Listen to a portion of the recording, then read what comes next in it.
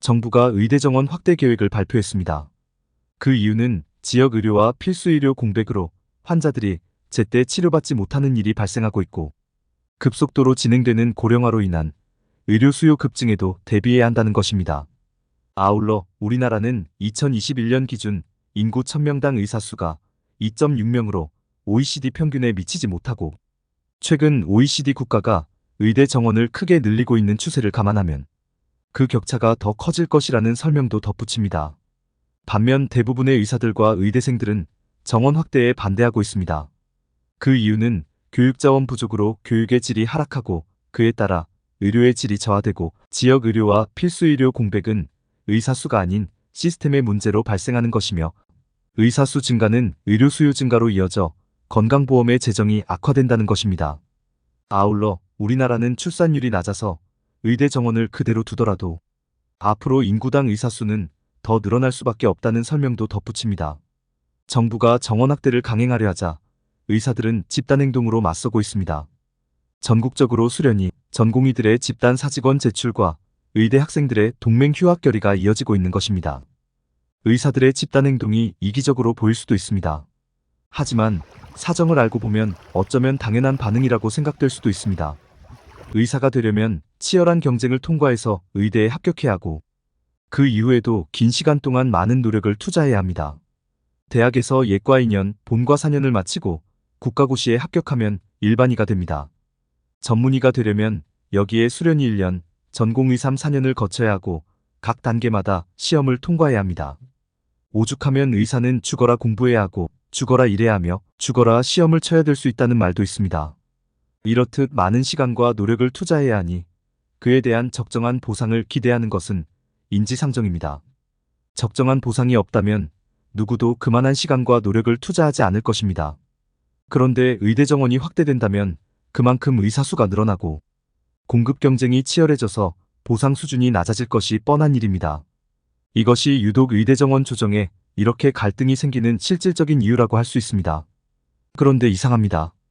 직업 선택의 자유가 있는 자유시장 경제체제에서 일정 자격만 갖춘다면 제한 없이 의사 면허가 발급되어야 마땅한 것이 아닌가요? 의대 지망생이 많다면 수요와 공급의 원리에 의해서 대학을 만들고 정원을 확대하여 공부할 기회가 부여되도록 해야 당연한 것이 아닌가요? 수요와 공급의 원리에 의하여 자유경쟁을 하면 재화나 용역이, 품질은 우수해지고 가격은 저렴해지는 것 아닌가요? 왜 정부는 의대 정원만 특별하게 다루며 의사 수를 관리하는 것일까요? 그 이유는 수요와 공급의 시장 원리에만 맡겨놓으면 의료 수요에 제대로 대응할 수 없게 되기 때문입니다. 다시 말해 국민 건강을 안정적으로 지켜주기 어렵다는 것입니다. 수요와 공급의 원리에만 맡겨놓으면 처우가 좋을 때 의사 수가 대폭 늘어났다가 국민 건강이 양호하여 의료 수요가 감소하게 되면 의사의 처우는 악화되고 의사 수는 줄게 되며 그러다 갑자기 전염병 등으로 수요가 증가하면 의사가 단기간에 증원될 수 없어 의료 수요에 대응할 수 없게 됩니다. 의료의 경우에는 수요는 변동폭이 크고 공급은 변동폭이 매우 낮기 때문입니다. 따라서 수요와 공급의 시장 원리에만 맡겨놓으면 의료 수요가 제대로 충족될 수 없게 되는 것입니다. 의대 정원 수를 두고 정부와 의사 간의 갈등이 발생하는 근본 원인이 여기에 있는 것입니다. 의료업의 성격 자체가 이윤 추구를 벗어나는 공공성을 가지고 있지만 민영 형태로 운영하면서 적정 의사 수를 관리하는 어정쩡한 상태가 이어져 오고 있는 것입니다.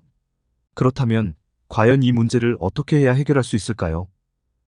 우리는 흔히 모든 경제활동은 수요와 공급의 시장 원리에 의해서 작동하는 것이 가장 좋다고 생각합니다.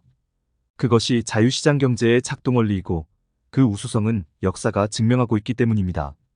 하지만 모든 경제활동이 시장 원리에 의하여 작동해야 좋은 것이 아님을 알아야 합니다. 무엇이 그런 걸까요? 재화와 용역 중에서는 구성원 모두에게 필수적이지만 저장이 어렵고 소비되어 사라지며 수요가 변화하더라도 안정적으로 공급되어야 하는데 공급하려면 대규모 투자가 필요한 것이 있습니다. 수도, 전기 등이 이에 해당합니다. 이러한 재화와 용역은 수요와 공급을 시장 원리에 맡겨두면 수요자와 공급자 모두에게 좋지 못한 결과를 초래합니다. 공급자 측면에서는 대규모 투자를 했다가 수요가 부족해지면 큰 손실을 보게 됩니다.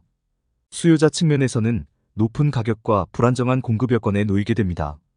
수요에 대한 공급의 탄력성이 떨어지다 보니 수요와 공급의 불균형이 발생하기 쉽고, 그때마다 수요든 공급이든 더 많은 쪽이 피해를 보는 상황이 발생한다는 것입니다. 그리고 결국에는 소수업체의 독과점적 공급 아래에 놓이게 될 가능성이 매우 높습니다. 그러므로 이러한 재화와 용역에 대해서는 수요와 공급의 시장 원리가 아니라 사회가 공급 주체가 되어 구성원의 수요에 안정적으로 대응하는 방식이 좋은 것입니다. 다시 말해서 공급 사업을 민영화가 아닌 공영화해야 한다는 것입니다. 그리하여 모든 구성원이 기본적인 필요량을 이용하는데 지장이 없도록 충분한 공급 능력을 갖춰야 하고, 안정적이고 부담 없는 요금 수준이 책정되도록 효율적인 공급 체계를 갖춰야 하는 것입니다. 일부 사람은 공영화를 무상 제공으로 착각하는데 그것은 오해입니다. 사용량에 따라 전기료나 수도료를 받는 한국전력공사나 한국수자원공사를 떠올려 보면 알 수 있습니다. 민영화가 발전적이고 효율적이며 공영화는 정체적이고 비효율적이라는 편견도 있습니다. 하지만 이는 정부가 부패한 경우에 해당되는 얘기이고, 투명하고 충실한 정부의 공영은 민영보다도 발전적이고 효율적일 수 있습니다. 또한 그 같은 편견은 교사, 경찰, 소방관에 대한 모독입니다. 일례로 119 구급대원의 유익함과 신속함은 이미 그 명성이 자자합니다. 의료업은 이러한 공영화가 합당한 사업에 해당합니다. 의료 서비스의 특성이 모든 구성원에게 필수적이고 대규모 투자가 필요하며 시장 원리를 벗어나 안정적으로 공급되어야 하기 때문입니다. 구성원의 건강은 구성원의 좋은 삶의 근간이고 사회 역량의 기본입니다. 제때 의료 서비스를 받지 못해서 환자나 장애인이 증가하게 되면 지출해야 할 사회적 비용은 더 크게 증가하게 됩니다. 따라서 의료 서비스는 안정된 가격으로 필요할 때 적기에 공급될 수 있도록 관리되어야 합니다. 의료 사업이 사회가 주체가 되어야 적합한 이유는 또 있습니다.